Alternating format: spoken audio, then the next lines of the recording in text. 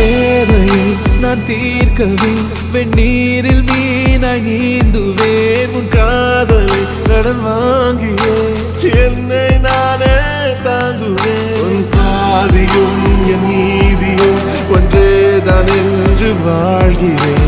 உன் கண்களில் நீர் சிந்தினால் அப்போதே செத்து போகிறேன். சாலையோர பூக்கள் சாய்ந்து நம்மை பார்க்க நாளை தேவையில்லை பெண்ணே நாளும் வாழலாம்.